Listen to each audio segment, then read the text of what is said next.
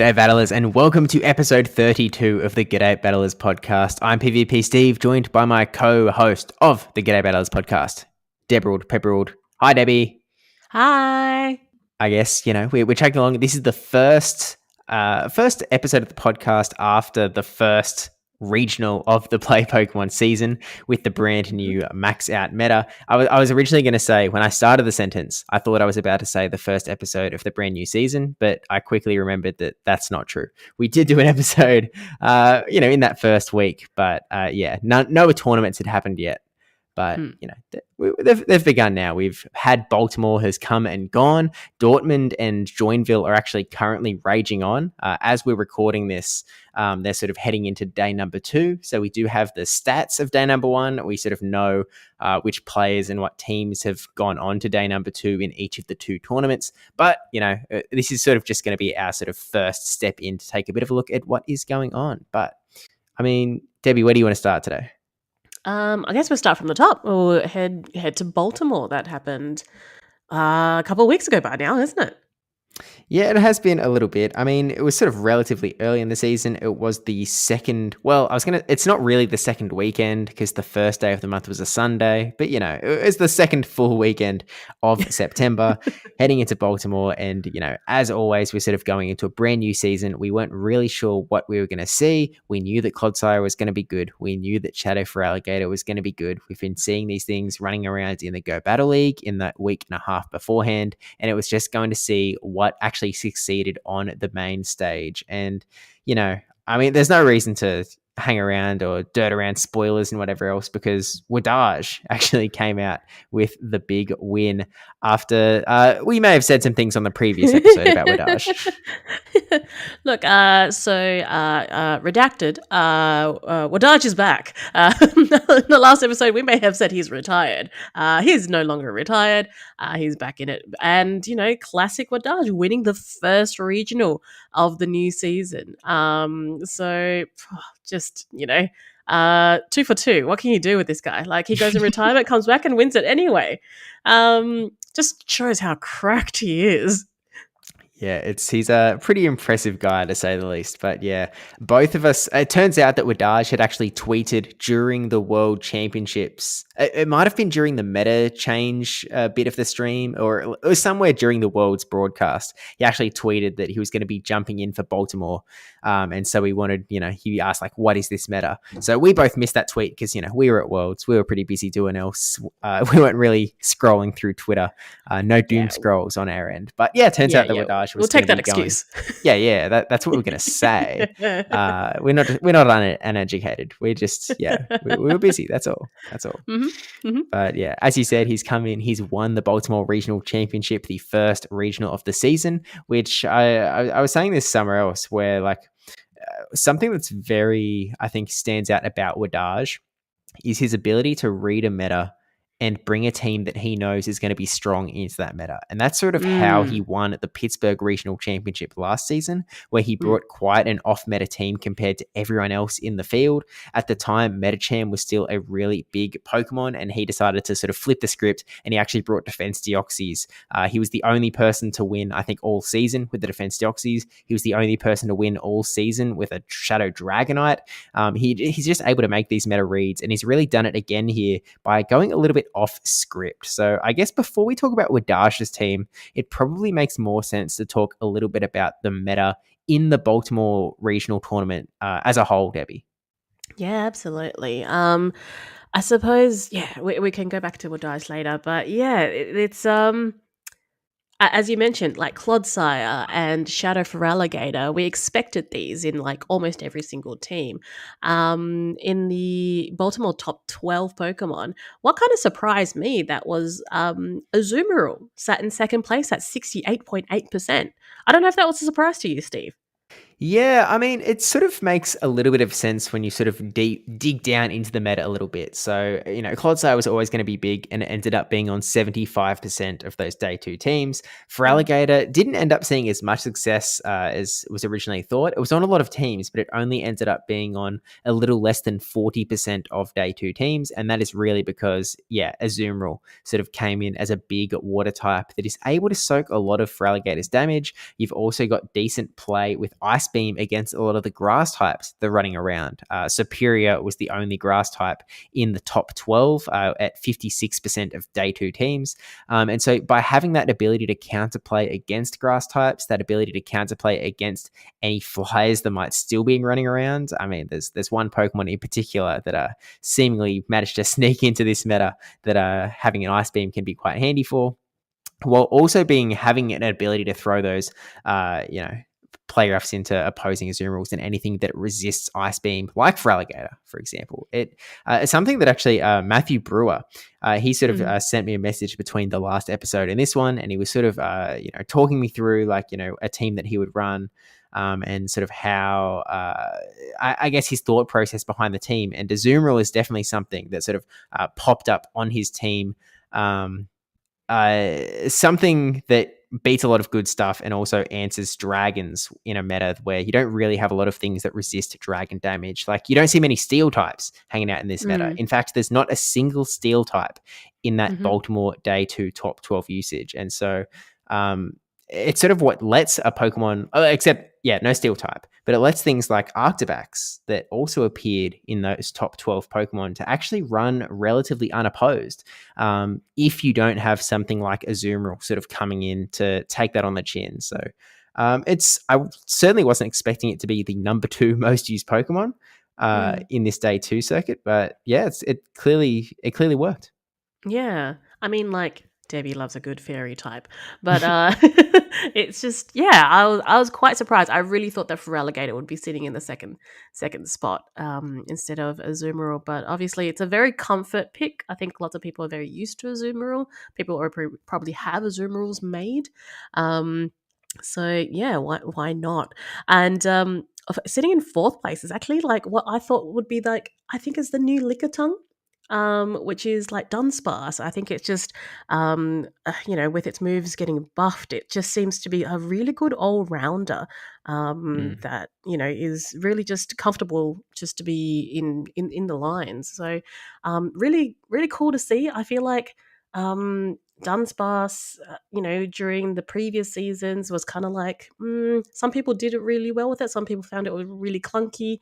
But I think it's really come around now, and people are seeing a lot of positive with Dunsparce. So yeah, seeing us. I'm not sure about yourself, Steve, but I'm seeing a lot of it in GBL as well. So definitely something that is kind of back in popularity.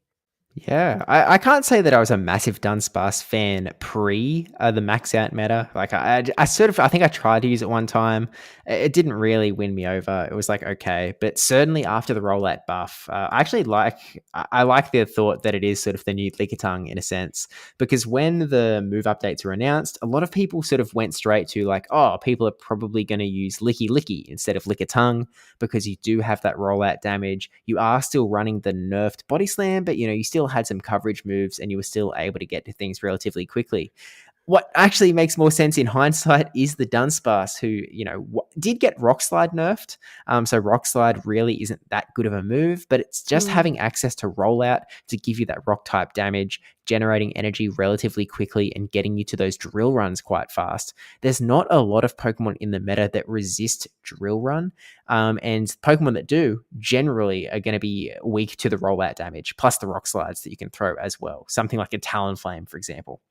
So mm, it really has become quite a general neutralist, and I've really enjoyed using it. It really feels like it can round out a lot of teams of three, in mhm, a way that in a meta where there's so much Clodsire, you've got play against Clodsire with Drill Run. You've got play against for Alligator with Drill Run. You've got play against Typhlosion, Diggersby, Talonflame. Like you've got so much play across the board. It really mm, does feel like quite a strong pick, as long as the opponent doesn't have something like a Machamp that would just Mhm. really ruin your day? I'm getting flashbacks to the last challenge. But anyway. Uh, we'll talk about that um, later. ooh. But yeah, no, it's pretty cool to see. I really enjoy it. I ran Dunsparce as well, and yeah, just finding like you said, it's just kind of like it's very reliable, which is what I'm finding with it. So I'm like, okay, Mm. cool. I can roll with this. That wasn't a pun, but yeah, I can Are you definitely sure? maybe. Okay, it was. Yeah, okay. We'll Um, we'll drill run with it. But oh. yeah. Moving on, Cresselia is sitting in sixth place. Now, I don't know about you, Steve, but have you got a good Cresselia that rolls under 1500? I mean, that rolls under 1500, sure. I mean, is this a confession? Do you not? Is like, I still struggle to get a good Cresselia. Like, I think the best one I have, I was running one that was like 1464 for the longest time because I just could mm. not get one that was close to 1500. I think I've got one at 1486. Yeah. So if anyone sees me, please, please give me Cresselias. That'll be good. Thanks. Appreciate it. Yeah. I mean, like in fairness, the one I'm running is 1494, so it's not like the greatest Cresselia of all time, but it's actually one that I got straight out of research. Like I didn't even trade for it by the looks of it. It's just straight. It's how it rolled out. But yeah, 1460s is certainly in cringe tier. So I've if brought someone that to can, many regionals, okay? yeah, I'm yeah. sure I other mean, people have seen my sheet and been like, oh, Debbie, really? let me pull up Draco Biz Debbie. No, no. Meanwhile, let's see here. Oh no, there's only the one. Oh well, Perth 2022 doesn't pop up because they didn't have the teams back then. But I didn't have a yeah, Cresselia back yeah, then. It's 2024 fine. Melbourne. Uh, Yep. yeah, 1466, nice one. Uh, Meanwhile, PvP Steve out here who doesn't care about IVs and just likes things to look at 1500. I do remember one opponent in particular. I don't remember what tournament it was or when it was, but they sat down, they looked at my team sheet of like full 1500 Pokemon and were like, oh, you must have really good Pokemon. And I just sat there going, little do you know, you might make some decisions that are very incorrect. Maybe it's all part of it. Like, oh, your name's PvP Steve, and you've got like all your Pokemon are 1500. It's like, oh, this guy knows what he's doing. Yeah, it's all a facade. I'm a fraud. Um, No, never. Well, we'll see. I do actually get surprised a little bit. I know there was one local some weeks ago, maybe it was some months ago at this point, but I sat down against an opponent and like I had met them before. That was their first local. They said like, oh, they'd never really tried tournaments before. They were just doing GBL. And then I sort of was like, oh, so they'll have no clue who I am. So this is fine. Like we can we can just go from even playing field. And they were like, oh, I'm so nervous to play you. And I was like, dang it. You're so intimidating, Steve. Yeah, I see. I feel like there is just the assumption that because there's a YouTube channel that I must be pretty good. But I did lose to this person because this is the local I came last in. Oh no. So it's like, yeah, guys, like, adjust your expectations, please. That's Not right. that. Revenge arc coming through right now. Yeah. We're working on it. We're working on it. Hmm. Hmm. But speaking of Baltimore, I suppose on the Cresselia front, Cresselia was definitely one that sort of I wouldn't say caught me off guard per se, but it wasn't really one that I was putting a lot of money on to perform that well. Mm. Like obviously you have the ability to get to those grass knots that are really good against Feraligatr. I Hmm. think what's really sort of helped it quite a bit was the fact that Azumarill ended up being so good, and so Cresselia ends up being a really strong counter into the Azumarill. It's okay into Feraligatr, but Feraligatr does really add up a lot of damage into Cresselia with its super effective Shadow Claws and Hmm. those Hydro Cannons pacing really quickly at the same time. But yeah, I guess Cresselia just sort of found its niche and it was able to weasel its way in for the Baltimore day 2. Yeah, which is cool. I mean, like, I just like the look of Cresselia. It's a moon duck. Into seventh place, I thought was interesting because, like, it just I think it's dabbled on the fringes. I'm talking about Shadow Typhlosion. I know that some people have dabbled in it and haven't really found their way with it. Some people have gone like and just love like Shadow Typhlosion. Steve, you've had a little bit of experience with this. What are your thoughts? Yeah, I'm actually a huge Shadow Typhlosion fan in this current meta. Now, it's sort of easy to, if you don't look into the Sims and you don't really know the matchups at all, it's easy to doubt it when you know that, like, three of the top five Pokemon, actually four of the top five Pokemon, you've got Clodsire. That doesn't sound good into Typhlosion. Azumarill. That doesn't sound good into Typhlosion. Dunsparce, that's doing super effective damage to you with Rollout. Feraligatr, that's doing super effective damage to you with Hydro Cannon. I mean, it's a water type. This doesn't sound like a meta that Shadow Typhlosion should be any good into. But it paces so good and its attack stat is relatively high, so that when you're up against like Feraligatr, for example, you actually get to Thunder Punches as quick as Feraligatr gets to Hydro Cannons, and you win charge attack priority. So Typhlosion is actually able to push through those Feraligatr matchups. And we actually saw this. I think Wadaj actually ended up pulling it out on the Baltimore stage. Maybe it was in one of his earlier matchups. Actually, no, I'm thinking of a completely different matchup. This was someone else. This wasn't Wadaj. Wadaj did not have Shadow Typhlosion. Are you thinking House Stark here?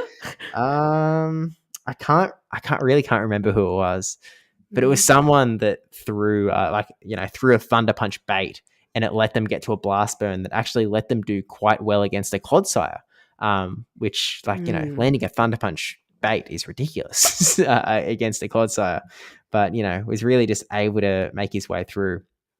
And so really, really cool Pokemon and really fun Pokemon. I think I'll definitely be using a lot more Shadow Typhlosion in the coming weeks, because it definitely does strike me as a bit of a fun one.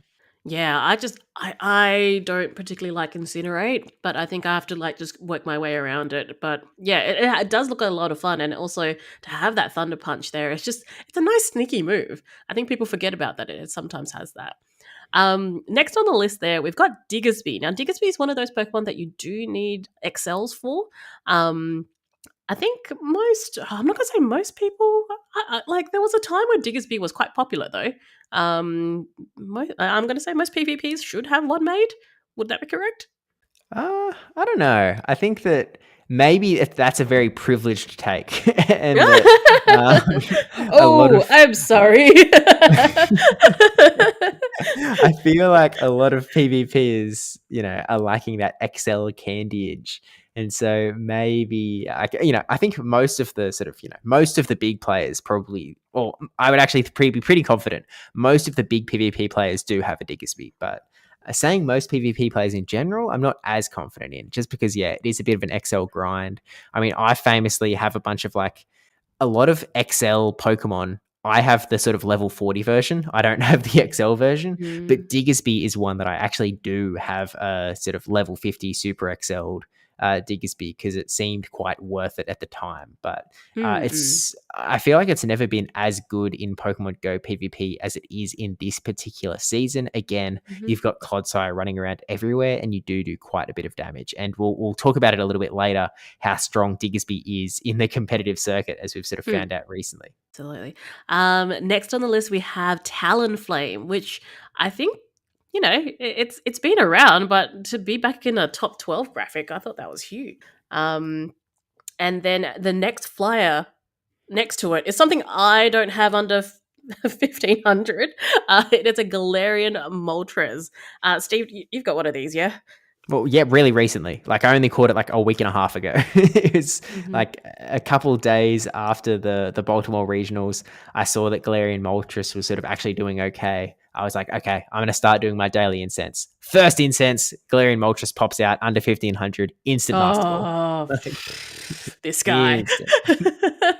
I literally have, in my personal Discord, I've made a channel called Bird Watching. And it's basically going to be a journal of me writing down my daily incense. I'll be like, did I find a bird or not? Today, I did not. There's not a way to check how many daily incense you've used, is there? No, but that'd be cool if there was. Yeah, hey, Michael. Yeah, we'll put it in the suggestion box. But no, I think Galarian Moltres is a very cool Pokemon. As we sort of talked about in the last, wait, did we talk about in the last podcast that it was freshly unbanned? I Yes, think we might yes. have, yeah, because it was freshly banned just before the new season. Because there was a few days after it had been unbanned where, like, well, you can run the old Galarian Zapdos to where it's running counter still. That's no good Mm, anymore. It is all about that no. Galarian Moltres with that dark flying typing. It's so Mhm, interesting. It hits like a truck. And I can tell you mm, this, I had to play against one a couple days back, and I had a mhm. Dunsparce into their Moltres in the back, and I was like, okay, I'm in a great spot here. Like, I'm doing super effective rock damage. It's not that tanky. I'm doing great. They land a Brave Bird, and my Dunsparce just disappears. And I was It's like, gone. ah, Yep, yep. I had the exact same thing versus Avrip in a local challenge. And I'm yeah, just like, how dare you? That is rude. He's like, sorry, Debbie. yeah. Look, So I I learned that will lesson say, quick. yeah, it's not one that you have to learn twice. Let's put it that way. Mm, But it's high risk, high reward because something that we saw in the championship series in Baltimore was we saw a Chestnut vine whip down a Galarian Moltres by just burning mm, shields, and that's not cool when you're the flyer. Like that mhm, mhm, doesn't make you feel good. So it feels a little bit less. A little bit less neutral than a lot of other Pokemon running around in the meta. So it's not one that I'm rushing to build. I just really think that it's good to have it available just in case you want to use it, is I guess my opinion on things. Because, yeah, you're running Brave Bird, which there's not a lot of things that don't hate Brave Bird, especially mhm. taking it from Galarian Moltres. But, then the number 11 and the number 12 on the slot were Shadow Drapion or Dropion. What's the official terminology? I think it is Drapion, but I won't stop you for calling it Drapion. We're not Thank official. heck for It's that. fine. Yeah. Yeah, if we get streams this season, there'll be community streams. So we can keep seeing Drapion all we want. But yeah, Drapion is a bit of an interesting one because you are so weak to ground. Like, that's your big weakness. And there is so much Mhm, ground everywhere. Like, every team has got ground on it. Even the Dunsparce, most teams have Dunsparce as a second Pokemon with ground type mm, coverage. So it's a bit rogue in my mind, but it did a lot of damage. It did a lot of work. Crunch really added up alongside the Poison Sting buff. And, mhm, mhm. clearly it was successful enough to get in almost 1 in 5 teams on day 2. Yeah, and plus, like, against the, ground types, it does have Aqua Tail as well, It so does. and it does build up pretty quick to them. So, yeah, even if you are a ground type against, Drapion, it's yeah, it's not a, like, easy win, let's put it that way. Yeah, yeah. You're not completely walling the sucker. Mm-mm. But, then as I mentioned a little bit earlier, we had Arctibax in number 12, who is just Dragon Neutralist. You've got the ability to throw ice charge attacks at any Galarian Moltres that might be running around, whoever would be that crazy. But you also have that play against the grass types where, which is pretty much just superior, to be honest with you. Cresselia with that grass type damage coming from Grass Knight is a little bit different. But, with Azumarill at number 2, it's hard for Arctibax to really find its place. And I think that no one, coming out of Baltimore, I don't think that people expected Arctibax to really stick around as a main meta Mm. pick. And I'll spoilers, that really hasn't, it seems to have that's been the case. But we should probably call out, I think we should probably call out the top 4 teams, I think, because they all have Mhm. something interesting going on. So Mm, we'll start mhm. from the bottom, and we'll start with Mhm. Tomahawk UK, who was, still hanging out in the US. I think he was still there after the World Championships. Like, I don't think he'd gone home yet. Yeah, he I went think on a he's US yeah. kinda, like, road trip with, Colin. I was following through their Instagram stories. I was like, "Oh, that's pretty cool." And then, made it way to Baltimore before flying over to cast at Dortmund this weekend. Yeah, yeah, that's right. Yeah, but he brought something a little bit different. Well, actually, he's got 2 Pokemon on his team that were not in the top 12. So he was running Clodsire, he was running Diggersby with double ground, he had a Mhm. Azumarill, he had the Talonflame. He was then running Toxapex, which is a Hmm. very interesting Pokemon in that, it's the new Bastiodon, I've heard it called. It's very bulky. It's got that brine damage that isn't a great move, but you Hmm. can really just Hmm. soak a lot of damage. I mean, Okay, we've Perth been Perth seeing Tech this. Note, Perth Tech Note, new Basti. Yeah, yeah. Watch out, Perthers. But it's such a good Pokemon that we saw Z's Wireless actually running it to number 1 in Go Battle League this week. So Mm. he's running Diggersby and Toxapex. So definitely a very strong Pokemon. Probably like maybe a little underrated. You are weak to ground, so you've got to keep that in mind. But clearly, it did pretty well for him, getting top 4. But the big pick he was running was Pangoro. Mhm. Now, Pangoro did not have a lot of soldiers in its corner, but Tomahawk UK was definitely one of them. And he specifically said he was running it just to rub it in Inadequence's face. Who didn't believe in Pangoro. So top 4 is pretty good. Top 4 is pretty darn good, I'm gonna say. I don't know if Inadequence had anything to say back to that, but I'm sure he did. In third, we have, is this pronounced correctly? Ilum? Is Yeah. that? Running the Shadow Feraligatr, the Clodsire, the Cresselia, the Dunsparce, the Galarian Moltres, and my favorite sea slug, Gastrodon. Yep. Lou the Pikachu absolutely cheering once Ilium has sort of locked in that top 3 spot with Gastrodon. Like, I feel like I very much have been carrying the opinion of it being a relatively RPS mon. That doesn't seem to be the overwhelming consensus in a lot of ways. Like, a lot of people are like, oh, it does have some play around stuff. But yeah, I'm not a big Gastrodon fan from a competitive standpoint. Clearly, Elam did pretty well with it, getting it up to top 3, but he was the only person to be able to carry it into top 16. So, whether it was really going to stick around, a little bit hard to say. But Elam clearly had success and was also the only person to carry Galarian Moltres into the top 8. So, very much coming in with a bit of secret tech. Then we had Elite, who was running a very, similar team, very simple team with Shadow Feraligatr, Clodsire, Cresselia, Shadow Drapion, Mandibuzz, and then was carrying Shadow Machamp as well. So, definitely catching some Diggersbys and Dunsparces off guard. Yeah, I am not brave enough to bring a Shadow Machamp in because it's just such a polarizing Pokemon. But to run it to second place, that is amazing. And then finally in first place we have Wadage with an Azumarill, Clodsire, Cresselia, Dunsparce, Alolan Sandslash, which is Shadow, and I think the only person to bring this, a Chestnut. Oh no, Yeah. I'm wrong. There was Yeah, another I think person there in the was- top 16. Yeah. I want to say there were maybe only 3 in the tournament or something. I mean, we can pull up the Draco Viz and sort of search through if they've actually added that data. They have added it. So if we type in Chestnut, oh no, they're actually quite a handful of them. There's actually way more than I thought. This is what I get for sort of watching the first part of the stream and then skipping to the end of the tournament. This is what I do to movies, and you tell me off. I think they're different. Do you know the budget of Interstellar? I mean,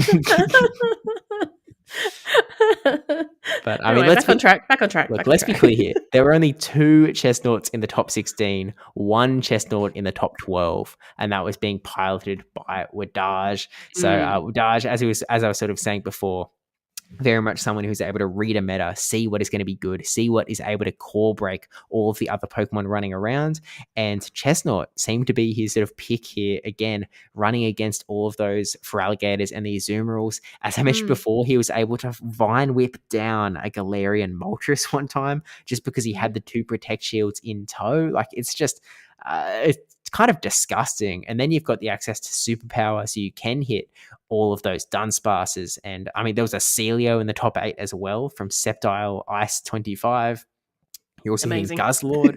A 6'10 hero had a Guzzlord in the top 8. And then you're just like generally hitting everything up. Like, if you see a Gastrodon, well, you're going to throw a Frenzy Plant, let's be clear. But, you're really, it's a neutral pick. It's a neutral move to throw as well against a lot of other meta picks. So, really worked out for him, and Wadage was able to secure his first tournament win of the season, literally just going back-to-back with those first tournament of the season wins. And, after 7 months off, is the first person to qualify for Worlds, discluding the 4 World Championship finishes from the 2024 season that auto-qualified. So, 5th person to head to Worlds? Yeah. Would that be correct? Yeah. 5th person locked in. Done.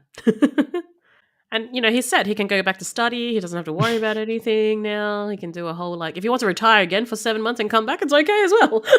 Yeah, exactly right. He can really, it's totally free. He can do what he wants here. But, Mm, this is sort of old news in a sense. Like this is, Baltimore regionals was a couple weeks back. We now have two fresh new regionals that have sort of mhm, taken a look at Baltimore, seen what works and sort of worked on it, built on it, see if like, oh, is Chestnut going to work when people are prepared for Chestnut? Is Pangoro actually worth the hype? Do I need to start building that Guzzlord to, make sure I can run that 610 hero team?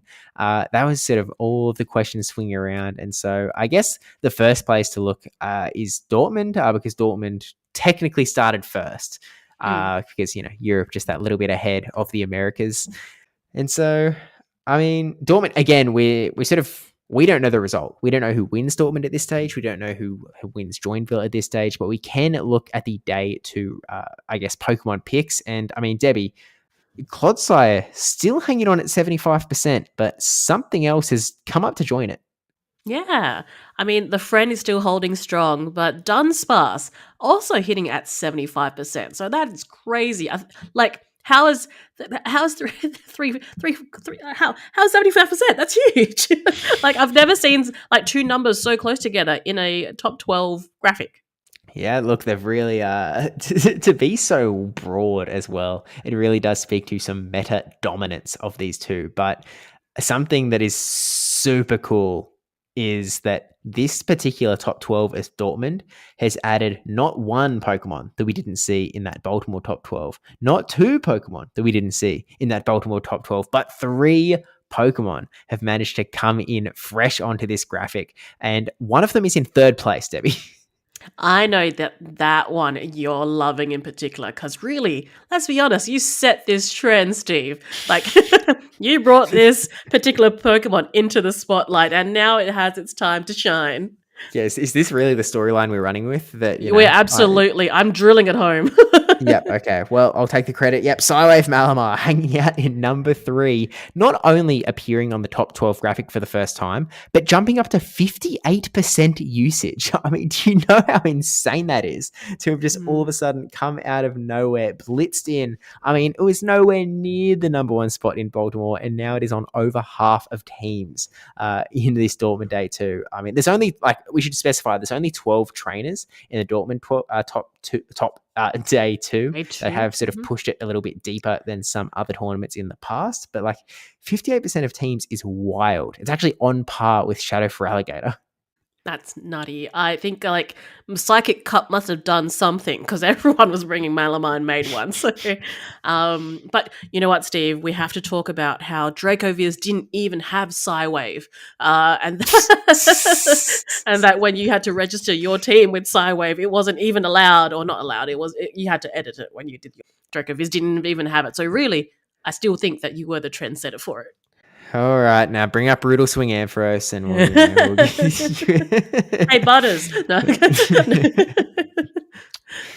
But yeah, Malamar's a very interesting pick in that it does have some decent matchups into Clodsire. It's got decent matchups into Dunsparce.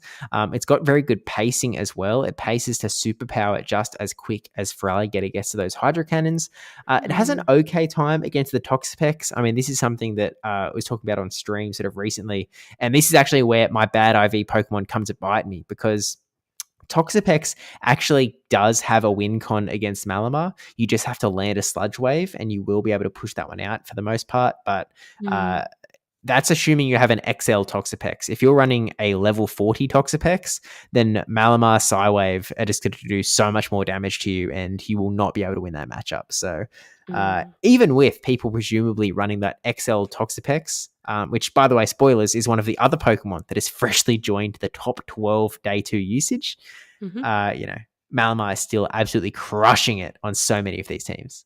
Yeah, I mean, it's so interesting to have something so fresh and so high up to sit in third place in day 2 in Dortmund. Obviously, some players are running it and it's catching people off guard, which is awesome to see.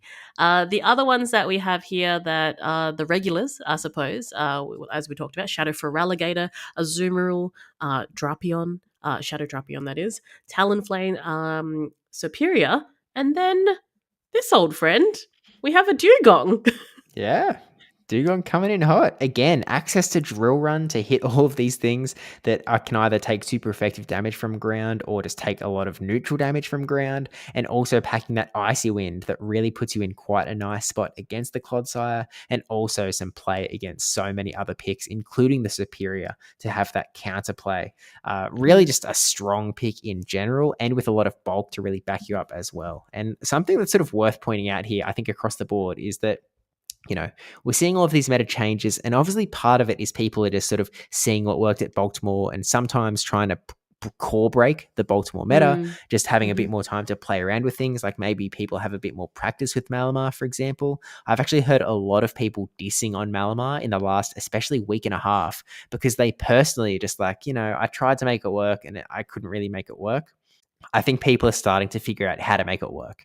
And, this very much seems like the evidence of that to be on 58% of teams. But I'm laughing because I'm like, was that me?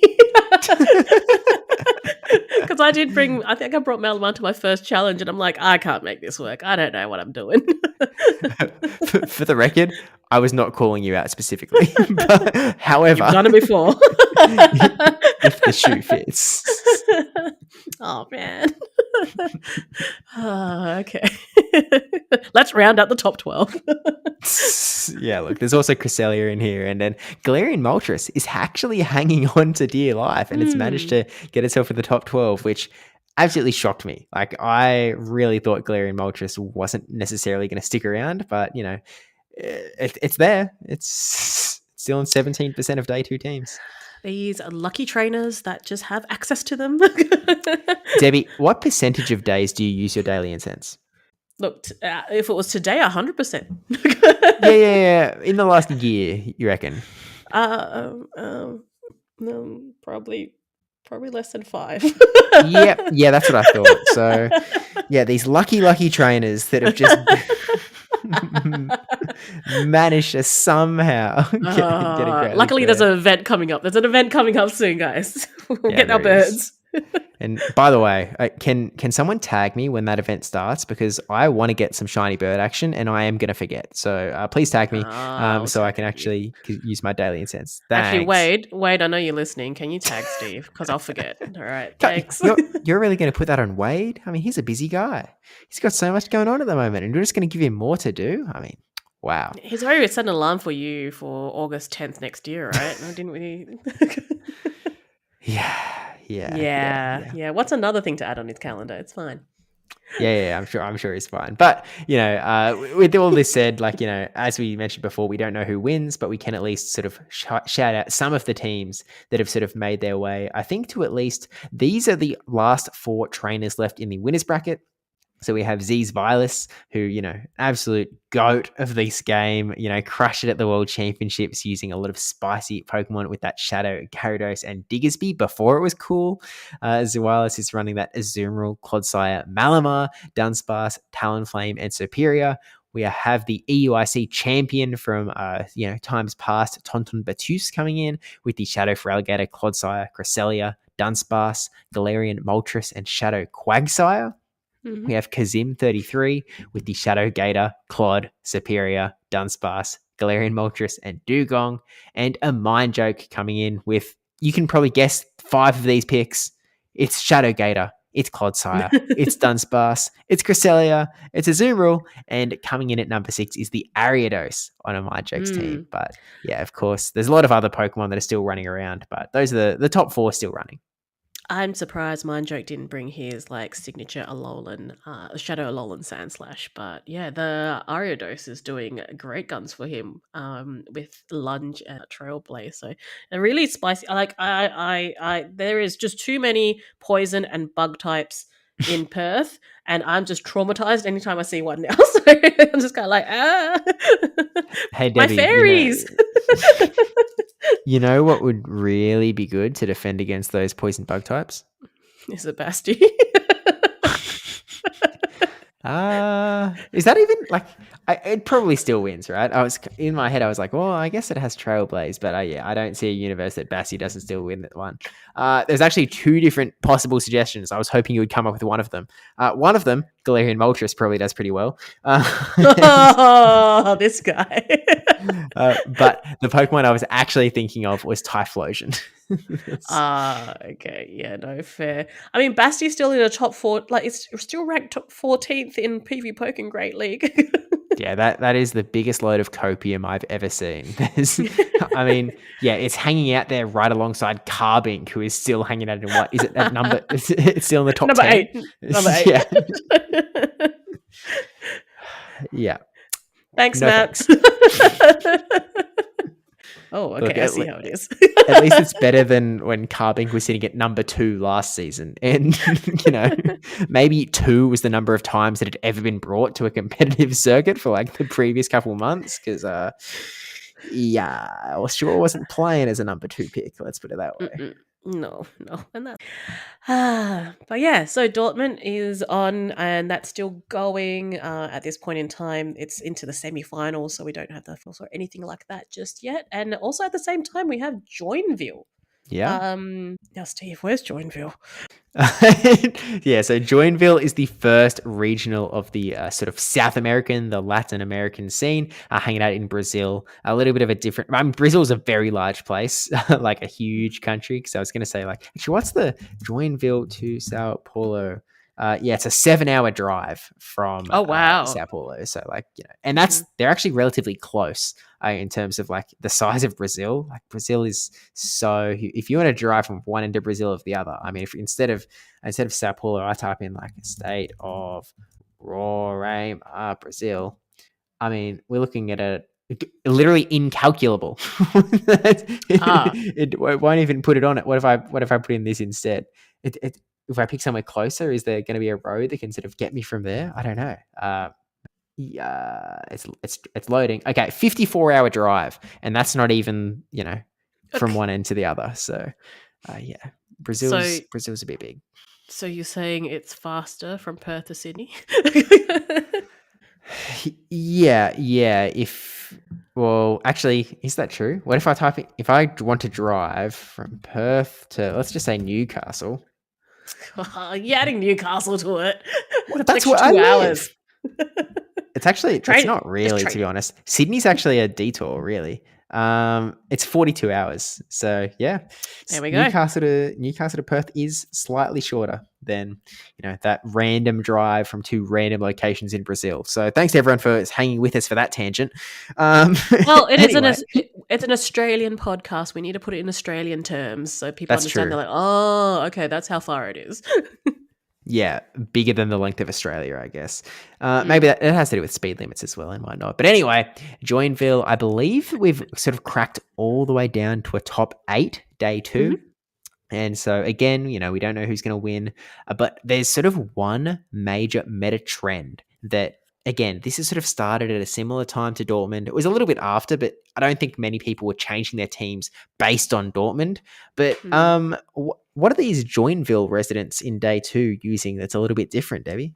I think the clear winner here in Joinville is the Bun Bun, which is a Diggersby in like 6 out of the 8 teams here. Yeah. Yeah. Clodsire was hanging at 75% in Baltimore, at 75% in Dortmund. It's only on 3 out of these 8 teams, Debbie. I mean, it has been ditched at the curb in favor of this Diggersby, and clearly it is working for these trainers.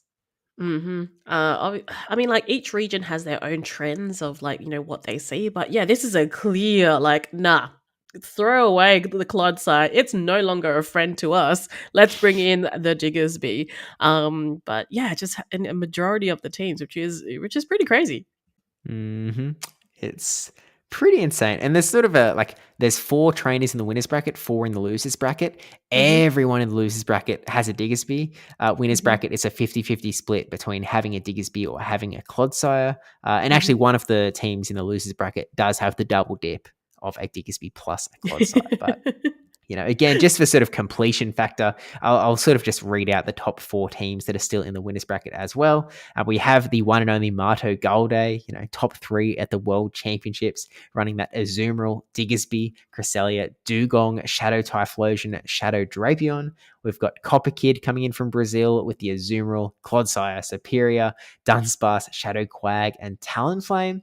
Elendius Kanan is running the Toxapex, Diggersby, Shadow Jumpluff, Araquanid, Dunsparce, Shadow Gator, which like some very interesting builds on this particular team. I will say, I'm not a big Shadow Jumpluff fan. I ran it at a local. Well, I guess we'll talk about it in a sec. But not. It's been referred to as the fraudest Pokemon in the meta, and it's in the top 8 here in Brazil though, so you never know. But then we also have Garaveo Andre, who is running the Azumarill, Clodsire, Cresselia, Dunsparce, also Araquanid, and actually running the Goodra, which is kind of interesting. I'm a big fan of the Araquanid, but anyway, I'll leave it at that. Yeah. What did you run in Perth 2022 again? Is that? It had an Araquanid. Yeah, I thought that was the case. Yeah. So we'll obviously see how these tournaments do end up rolling out. Pun not necessarily intended, but 3 out of these 4 teams did have a Dunsparce in it. So do with that what you will. But we're gonna get sued by the Transformers team every time we say rollout. Look, all I'm saying is that if we get to do a Perth regional stream and rollout is still good, expect Transformers references. So everyone study up, watch all 7 films, because I'm going to get obscure. Oh gosh. All right, better get started. But yeah, I think that's our sort of global scale, I suppose, a global look into the metas hanging around North America, around Europe, around Latin America. But Debbie, there's another super important meta that we really have to be looking at. And of course, as a G'day Battlers podcast, it's only right that we look into the Australian scene as well. Yeah, let's talk about home. So how are you going, Steve? How are your locals? How are your battles going? Going pretty good. So since the last time we sort of did this podcast, which was again sort of just before the Baltimore Regional Championship, I think I've played in... it was one single weekend, but there were 3 locals. So we had a cup and a challenge on one day, and we had a challenge on the second. And as I sort of mentioned on the last podcast, I sort of went into this season with an idea of self-improvement. It was like, all right, I'm going to sort of learn how to play this game properly. I'm really going to learn my counts. And, I was sort of talking to you about it. I jumped into it in one of the Inadequates tournaments, and like I just memorized my move counts. I was like, okay, I'm going to give it a go. And I played through, and I was just finding that like I was putting 100% focus into my move counts. So my move counts were absolutely correct, but then I wasn't able to pay attention to the game at the same time. Like, I had no idea what was going on. I was like, okay, I know that his Dunsparce, is 1 move away from the drill run, but I haven't paid attention to the fact that like, oh, I only have, I don't remember what I was running, but like, oh, I only have a Pidgeot left. And so I'm just going to hard lose this. I've been paying no attention to the strategy of the game. And so I've sort of been, so Matt Brewer sent a message after that last episode on the podcast and sort of gave some advice, including that team that I actually, I ran in the Asia Pacific Championship Australia tournament. And so I sort of won one round. I lost 1 round using his team. Actually, that's the team that I used in the Inadequates tournament. And again, yeah, it just felt like I was focusing too much on the counting. So I then also talked to Jakobovic, one of the absolutely goats in the Australian scene, one of the goats of the planet, to be honest. I mean, finished top 24 at the World Championships. And, I sort of talked to a lot of people about this one question in particular. Like, whenever I could talk to someone that was good at the game, I was like, what do you focus on while you're battling? And I think for a lot of these top trainers, counting has very much become second nature to them, and it sort of just happens in the background. And so I was like, I heard that and I was like, okay, look, it's going to take me some time then. I'm just going to keep working at it, and eventually I'll reach the point that it sort of works out okay. So with that in mind, I don't do any more practice battles. I rock into these locals. Three different locals. I ran three different teams. The first team was actually sort of a rip of Caleb Peng's local team that he went 6-0 at his Mhm. sort of recent-ish local. He made a video about it with one little change. He had Ariados on his team, but he sort of was like, I'd probably prefer a fire type, and I totally agreed. So I put Typhlosion in instead. It's and like I will say, as much as it was a 6-0 run, it was only against like the same four opponents. Like he played two opponents twice, so I was kind of like, well, he beat four teams, and some of them were a little bit weaker into his team than others. One team he was particularly bad into, but I think he also maybe got a little bit lucky. Which is part of the game as well, to be fair. So I ran in with this Caleb Peng team into a cup, and all of a sudden, game one, like the counting's just happening. Like I'm able to pay attention to the game. I'm able to pay attention to my counts. It was just like, it just clicked in out of nowhere, and I was like, Mm. oh, this is great. Happy days. So I ended up going 2-1 in that tournament, which due to some weird match shenanigans, we had four people on 2-1. We had no one on 3-0. And so it all went down to the tiebreaker. And unfortunately, one of my two wins was against someone who went 0-3. So my tiebreaker was in the toilet. And so no points for me because it was only six people at this one. Mhm. But I was still like, hey, 2-1, happy days. I Mm. then went into, the challenge that was right after. Again, we still had the same six people. I go in, I'm able to win round one. Cool, awesome. Round two against Ric Flair, and I'm like, well, look, I'll lose this one, but at the very least, I'll get a pretty good tiebreaker. So, maybe if I go 2-1 again, I'll be in a bit of a better spot this time. But, to my surprise, I managed to inch out the W. Um, Woo! I should probably mention as well that in tournament number 2, I was running an Oranguru team in homage to Jakobovic, who brought up Mm. Oranguru at the very start of the season, and also it seems like the Yakko pick. And to be honest, it slapped. It did so well. It was just like a really good. It was really good against Rick's team as well. He only had one counter to Oranguru, and it was Guzzlord. And so for Mm. Rick, he just needed to land the Guzzlord on my Oranguru.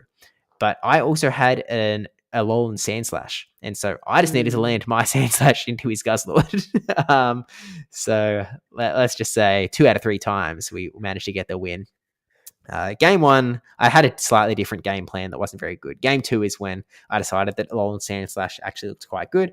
But yeah, able to get the win against Rick, and then unfortunately lost the finals against Mika, who at this point I had never been able to beat. So Mm. in the end, it meant that I ended up second. So I picked up 12 championship Yay! points. On the board. Big, woo, big cheer. But like to be honest, Mhm. like as much as I was happy to get points, I was just pretty happy with like uh, the seemingly rapid improvement of my gameplay on the Mm. counting front. In that I expected this Mhm. to take time, and it just seemed to instantly click out of nowhere. So I'm very grateful that that just happened. But like, it has definitely gotten me some wins where I shouldn't have been able to get wins before. Um, Good. and I mean, I think everyone is aware that counting moves obviously helps their gameplay, but just like this sheer knowledge of being able to go like, oh, they've only got one Shadow Claw of energy, so I'm going to be able to farm a full like 3 fast attacks of energy before Mm. throwing, and just the Mhm. confidence in that really lets you focus on other parts of the game, which it's sort of counterintuitive that the more things you're paying attention to, the easier it is to understand. And so the more you're actually able to focus on the other bits of the game. So Mm. I don't know. It was interesting. And then I had another local the next day challenge with 8 people. And so I ended up coming second again. We had a top Oh. 2 top cut. And so I ended up losing the finals in that as well. So, Mm. Jamthi took the win there. But yeah, this ended up with 24 championship points and a lot more confidence in, Mm. practice to come. No, one, I'm very proud of you, and two, Yeah. like it just goes to show, like I think when things line up properly, and you're just kind of like, okay, like it is pretty cool to see you go from, um, I suppose where you were to where you are now, and then being like, okay, cool, yeah, we're on a good trajectory. So Mm. Yeah, that's really cool and cool to see on the leaderboard buddy. Let's go. But yeah, talking about I suppose locals from my end. Mhm. So I think I briefed on this last time. I absolutely got smashed on my first local, which of all things it was a cup. So it was a new meta, like a new season, and we started with a cup, and I'm just like, oh, this is just no warm up into this. Um, and it was also the first time I played Great League because I was playing Shuckle Cup the entire time Yep. leading up to it. So I was like, "Oh, this is pretty harsh, Debbie. I should I should have at least done something here." The next local thereafter was another challenge. However, there was just so many people. It was actually 15 participants for that challenge. Of all things, not even a cup; it's a challenge. And I decided to help judge on that one just because I wasn't. I was just like, oh look, there's so many people and there's a lot of new players as well. So I was like, look, I'll step out of this one and we can get everyone on track. So, but if we had two more players, like we had 15. If we had two more players, we could have had like top 8 to get championship points. But I don't Mm. know what that whittles down to for a challenge. Like, what does the 8th player get? Is it 6 points by that Um, point? I I feel like 8 is in my head. Let's Google. We can Google it. But that is actually also a really good point that this was the biggest local that has ever been held in the Oceanic region for Pokemon Go. So Yeah. it came out of nowhere as far as like the rest of us were concerned. We were like, what do you mean? We know Perth locals is like, oh yeah, it's like, most of the time it's like 4 people, sometimes a little bit bigger. But yeah, all of a sudden 15. So like, do you want to talk about the sort of, I guess the pathway to 15 people in a local? I suppose like we I had a chat with the other WA professors. I myself am a professor as well, and we were kind of like, oh, look, the Pokemon Go seems to be like not growing. Like, is there any way that we can help to facilitate this? And I'm like, look, there's a lot of Pokemon Go players. However, it's a bit of it's a a steep learning curve from a normal regular pogo player to become like even interested in PvP because like go battle days and things like that. There's actually like I think in my personal opinion, not a lot of people that even participate in it. I certainly know my locals. Every time there's a PvP thing, they're just kind of like, yuck. Is the kind of thing I hear. So we were looking at ways of like I suppose easier entry barrier. So we decided to run something called a learn to play. And they were like, look, how about if you made like how about we eliminate cost so it's free to just enter and then give them an incentive as well. So maybe they get like, I don't know, a prize pack or like an in-game code or something like that for just turning up. So there's no, I suppose, besides using their time, anything lost for their time. I'm like, oh, okay, yeah, let's try that. So yeah, we started off with that, and that kind of went really, really well. Obviously, we also had like some chats with the community ambassadors within the area. I recently got made community ambassador as well. So I had a quick chat with them and it was like, oh, hey guys, I'm running this. Like, if you want to tell your community, that'd be great for anyone that's interested. And yeah, so we started off with a couple of learn to plays. We had like, I think the first learn to play, we had 8 people. And then from those 8, I think 4 hung around to participate in the challenge afterwards. And from there, with the conversion rate just kept getting stronger and stronger. So now to a point where our learn to plays is, I just call a warm up round because everyone there is going to play in the challenge or the cup afterwards. So I was like, okay, well, everyone warm up. Um, so yeah, there's still a couple of people that like don't participate in the local afterwards, like it'd be someone's dad or something like that, or someone that's still a bit nervous to get into it. I was like, that's totally cool.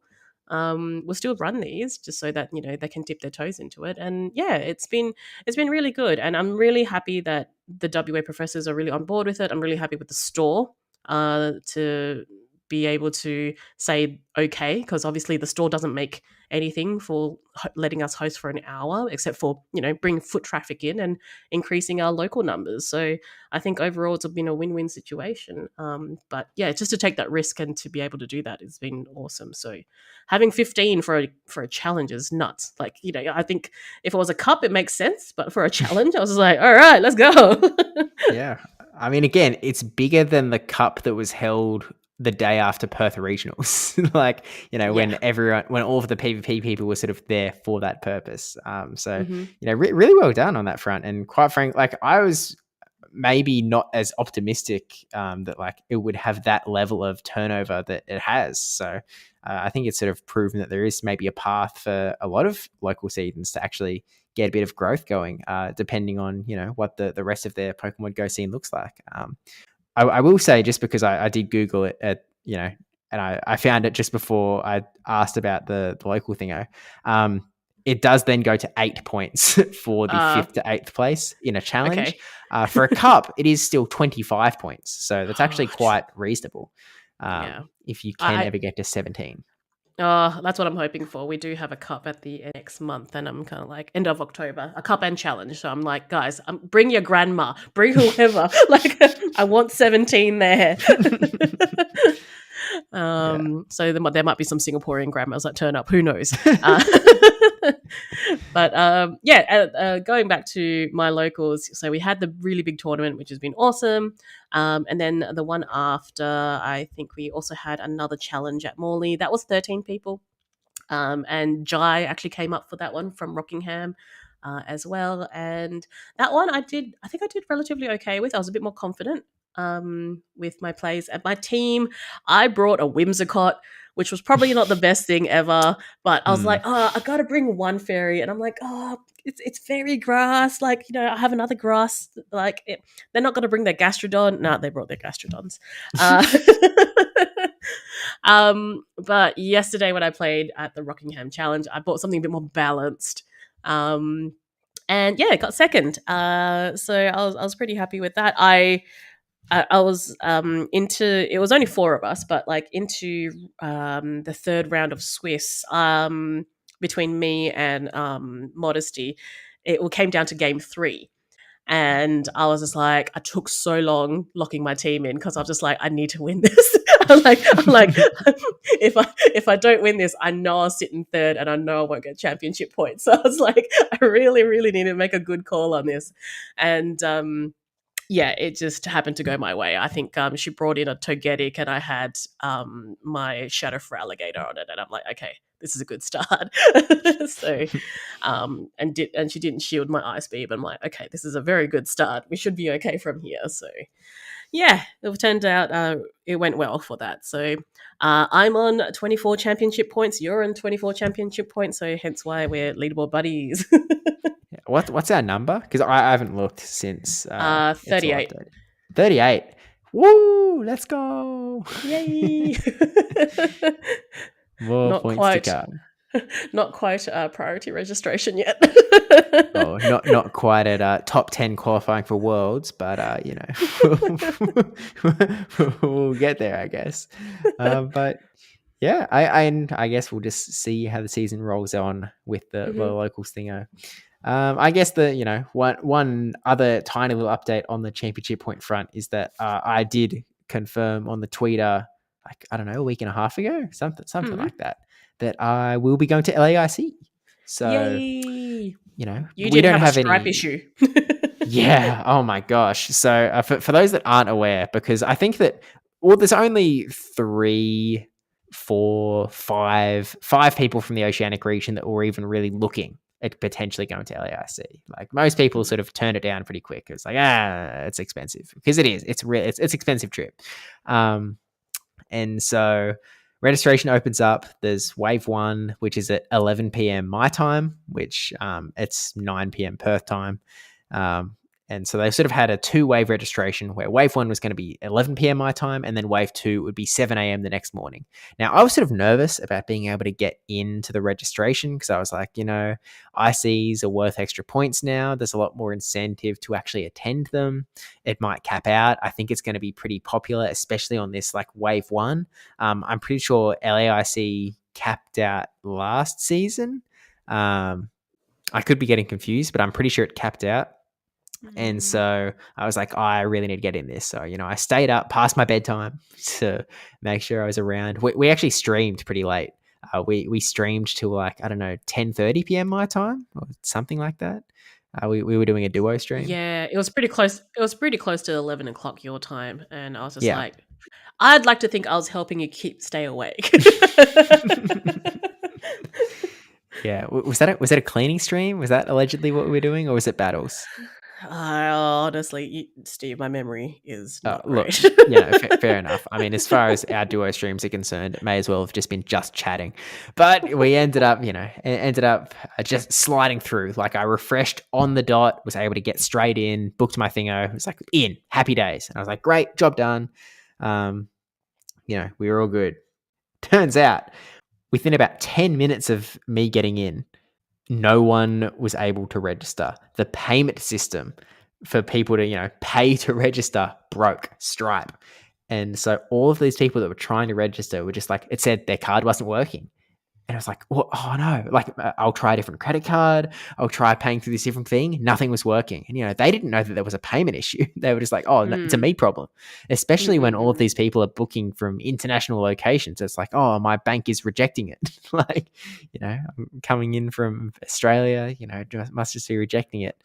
Yeah. So Like I don't Stripe is know. huge. Stripe is used almost everywhere, into like links with a lot of accounting software and things like that. So when I heard Stripe was down, I'm just like, that's a major hack, or like something's happened. That's a really big thing to happen. Dang, LAIC is popular. But yeah, so I don't know how big the wave was supposed to be, and I don't know how many people, got in with priority registration. But by the time that the payment system broke, it was at 106 players. So, I was one of 106 locked in. And so since then, they've sort of, they cancelled wave 2. They were like, we've got to wait for this to fix. Some days later, they were like, we're still not sure. We'll let you know. They eventually opened up they sort of like, okay, we think we fixed it. We'll let spectators register just to test the payment system. And that seemed to go off without a hitch. It seemed to work pretty well. So I think they were then looking to open up. They opened up a sort of wave 1.5 where trainers that attempted to register but got blocked by payment issues, they got priority to try and register.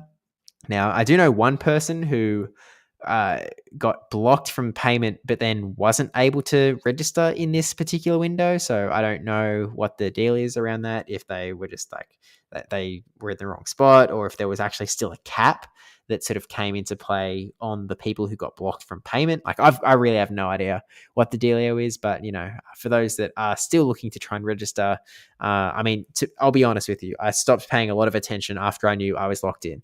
But maybe there's another wave that's been announced. I'm not sure yet. Look, I think that's fair call. Once you're done, you're like, okay, cool, energy spent elsewhere. I totally get it. But yeah, whoever's still hoping to register, good luck. Is all I'm saying. It just seems a little bit messy. Yeah, but we'll see how it all goes. It's in. But yay, you're going to Brazil. Yeah, I'm headed to Brazil. I've never been to South America. I've got as south as Mexico, but it's still in the North American continent. So I look forward to it, giving it a bit of a run. I'll do my best, because I think I sort of might have mentioned this before as well, that seeing as we're hoping to stream these things, this is sort of the only way that I can actually get to play a tournament. So, it's, we've got to do what we've got to do. And if we've got to fly halfway around the world to actually get to play, then that's what we'll do. So look forward to seeing anyone that is attending LAIC over there. And, I guess we'll try and bring the trophy home. That's a little unrealistic. Yeah. I'm going to be aiming for points. That's my like, if I hit the points, then I'm going to be cheering so hard, which I think it's probably going to be like top 64 is sort of where the points will lie. So that'll be my aim. Mm-hmm. I believe. And I'll be cheering, and I'm sure everyone listening will also be cheering you on as well. We can have a little cheer squad. Maybe we can have like a hashtag for you. Yeah, we don't need to go that far. Okay, so if anyone wants to send me hashtag ideas, and Emma, I know you're listening. If you want to send me some hashtag ideas for like what we can do for Steve's run to Brazil, let me know. Yeah, no, this just use hashtag play Pokemon to. That's even better. Then what they'll do is put pictures of you or like things about you, like go Steve, hashtag play Pokemon, and then it's most likely to come up on stream. Oh, I love it. It's a great idea, Steve. You're so smart. You're so smart. Oh, dearie me. We'll see how this goes. Maybe I cancel, but No backing out now. yeah. Look, I'll go. We'll see how it all goes. But Mhm. yeah, so that is coming up, and we'll have more updates, I guess, whenever the next episode may be of the G'day Battlers podcast. And I guess just to sort of close things out, GBL check-in. I mean, Yeah. Debbie, have you been GBLing? I have okay, so I played a little. I haven't played since our last stream, so my win rate is still at 69 out of 100 battles. Yep. Um, so I'm still ranked 16. So if anyone wants to snipe me, go ahead. How are they going to snipe you, Debbie? You're not playing. It's Exactly. sort of an important component of it all, but look, Yeah. I'll it get is there. what it is. Yeah. Maybe by next podcast, I'll have an elo. Let's not hold our breath. I mean, in fairness, like I wasn't fast to getting an elo, seeing as I didn't play any of Little Gala Cup or was it Ultra League that was paired up with it? I wasn't playing any of that, so I took my time to get there. But we've reached rank 20, so happy days. Good. Okay. We're leaving it at that. Anyway, I guess that's the GBL update. So that's okay. sort of. What else is there? I mean, that's fine. You can say whatever you want, and whatever you don't want to say is totally okay as well. Is there something you're expecting me to say? If I left something out? No. I just expected a GBL check-in to have a 4-digit number, but that's okay. Oh, okay, fine. I can throw the. So I think I'm at 2150. That's still decent. Something like that. Something like that. Yeah. Mm-hmm. Oh yeah, it's it's my peak. I've sort of been straight climbing from 2100, I suppose. But I've only played. I think that was I've played 2 days post elo. So that was on stream my second day of playing. So it's been a big week. So we're intending to get back into it this week because it's Open Great League is back. So I'd like to get some more practice in. Learn some more Pokemans. And yeah, we'll go from there, I suppose. But yeah, I guess that's the end of the episode. So, we talked all things Baltimore, Dortmund, and Joinville, talked about the Australian scene, and then, little updates on our end as well. But, we'll catch up in the next one. There are a few more regionals sort of heading our way. Obviously, Dortmund and Joinville are going to wrap up. We're then going to sort of see next weekend, Latin America is going to continue with a special event in Lima, Peru. And then there's going to be another North American regional the next weekend in Louisville, Kentucky. So plenty going on. And, for the Europeans out there, Lille in France is coming up the weekend after that. So big weeks ahead for everyone not in the Oceanic region. So we will hang out till December. A lot of viewing, just a lot of like watching, but yeah, it is what it is. And look, it's already October, like coming up, so it's getting closer. It's coming up. So we'll see how we go. But with that said, thanks everyone for listening this far. I was going to say watching again. I swear I've learned my lesson on that one. No, we'll finally get to a point where watching will be appropriate. Yeah, eventually, at some point, soon-ish, maybe. We'll see. But yeah, thanks everyone for listening, especially if you've listened this long. Don't forget to leave a comment on the YouTube. Oh, wait, there actually was a YouTube comment. I meant we have a YouTube comment? Yeah, sorry. Wow. I meant to grab this, but I forgot to put it in the little notes. T. Wastel left a comment on the last episode, because last episode we were talking about how Lucario had sort of been like nerfed, and like you brought up how you were like, why is my Lucario not doing well in rocket battles? And you were like, oh, it's because counter's been nerfed. And then I was like, oh yeah, I sort of forgot that all of the rocket data would be totally skewed. All of those guides about how Lucario is so good would be crap now. But T. Wastel has pointed out, I'm going to keep calling him Twastel like every second time, just so it's clear. No, it's fine. Live with it, Tristan. But he's commented, Lucario. He's not in this podcast. Yeah, exactly. Lucario will be about the same in PvP and rockets. Just run Force Palm. So, good suggestion on that front. Yeah, I don't have Yeah. force spawn. Yeah. Yeah. Okay. I'll Just need to. Is that community day move? Was that a community day nah, move? was it? No, it wasn't a No. No? come day. We didn't get Uh, Riolos. It wait, was I don't need to use elite for it, do I? actually, was it a raid day move? Is that what it was? Yeah. PvPoke has an Yeah. asterisk on force palm. Okay. Yeah, so it is elite TM. So it is a bit spenny. So it's not going to be I don't think it's going to be the default suggested. I guess Swampert was as well, though. And all of like YouTubers and stuff were suggesting Swampert for rockets. So, anyway, I made it successfully. Remember the comment. So GG's. Well done. Anyway, yeah, feel free to leave a comment and we will actually get to it at the end of the next episode. Maybe If if we Steve remember. remembers. Yeah, if I remember, I guess we're putting it that solely on my shoulders. Oh, But- sorry. Okay, if we remember. no. If I remember, but No. yeah. We. Yeah, while you're over there, do hit subscribe on the YouTube channel and then follow at G'day Battlers on the Twitter/X as well. And I think that's it. So we'll see you in the next one. Thanks for Episode listening. 32 out. Bye.